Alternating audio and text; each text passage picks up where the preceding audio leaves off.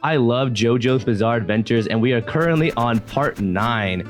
I see the discussion that what everyone's favorite part usually is. I usually see people rank part 1 and Jonathan in last place when it comes to either JoJo or whatever their favorite part is. I fully understand the reasoning, but to call Jonathan boring or call part 1 slow just feels a little unfair. Hello and welcome to another JoJo's video. Man, that feels so good to say for the first time. I love JoJo's and always enjoy talking about it, telling people that it's my favorite anime. I just wanted to give a little bit insight on why I think part 1 of JoJo's is great and 2 establishes so much for the series, so let's get into it. Part 1 of JoJo's Bizarre Adventures came out in 1987 and later David Productions animated it in 2012. And so when you're watching the anime in 2012, you have to understand that it's almost 30 years have passed. There are definitely things that are probably outdated by today's standards. One thing would be how simple the story is. You have Jonathan, a kind of spoiled, sheltered child that has a heroic personality but still has a lot of maturing to do. The main criticism of Jonathan I see a lot is that he's a boring character. Just a typical heroic mentality, save the day kind of person. Yet I think this is a great baseline to branch all of the Joestars from. You have a character that is the most raw form of a hero. You have a character that towers above everyone else, one that has muscles the size of a small SUV, yet under all that toned flesh, you have a sweet, loving heart, protecting those in need and willing to rush into anything if it aligns with the morals of a Joestar. What I enjoy most about this part is the relationship between Jonathan and Dio. It is so quick, which confuses me because people say that this part is slow, and if I remember correctly, it's only 9 episodes. Seeing how bratty Jonathan was in the first couple episodes and how at each other's throats both Jonathan and Dio were, it was quickly captivating.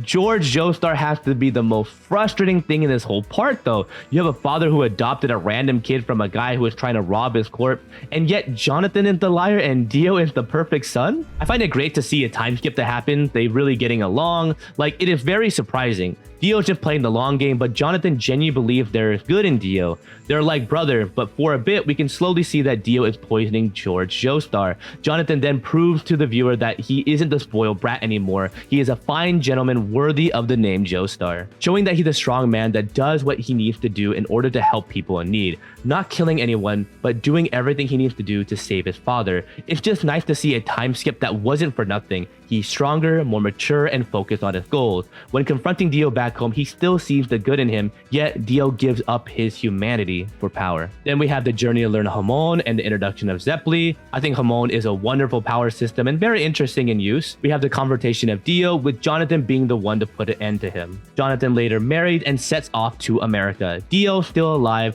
does his best to take Jonathan's body. Jonathan is doing all that he can to allow Erina and the newborn to escape. Yet I find it so beautiful that Jonathan embraces Dio in his final moments, showing that he truly did love him, which is a great final moment for him. Jonathan is a gentle, loving giant until the very end.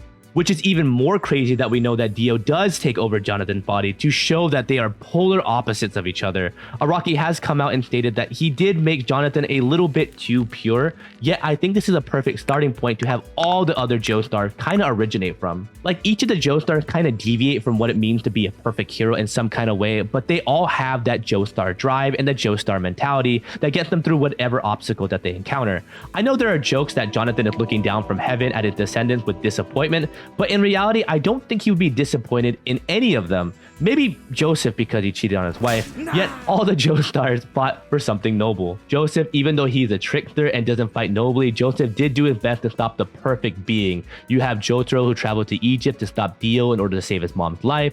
Josuke, who fought against a serial killer in his town that kept getting more and more dangerous as the story kept going. You had Giorno, who wanted to defeat the mafia boss that was able to erase time just so kids aren't targeted for drug dealers. Jolene, who had to fight a priest that can restart the universe in order to save her father. These are examples of heroic aspects that are associated with the Joestar name.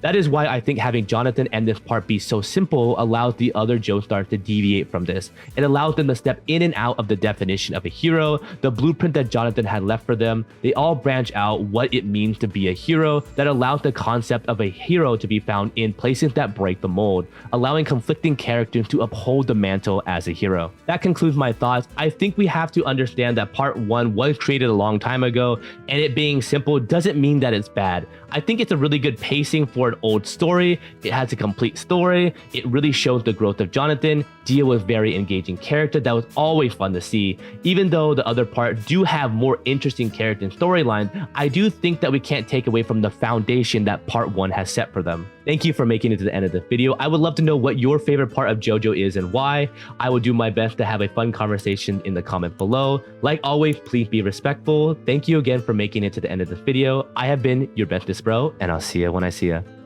Another video in the books. Time to work on another script. Are you forgetting something? Oh, hey, Radio. I just finished a video. I'm about to start on another script. I said, are you forgetting something? Oh, you're talking about promoting the fan animation of Naruto versus Ichigo by overworking our animator Omar until he can't use his hands anymore? Wait, what did he just say? Exactly. We should let your viewers know. Until I can't use my hands anymore? Yeah, of course. Take it away, Radio. Become a patron today to help us finish the very anticipated Naruto vs. Ichigo fan animation. There are a variety of tiers to choose from, ranging from $2, and if you're feeling really generous, $2,500. Different perks of being a Patreon are Discord access, live streams, daily updates if Omar remembers to post it, and much more. Come and be a part of this amazing community. Thank you for all of your support.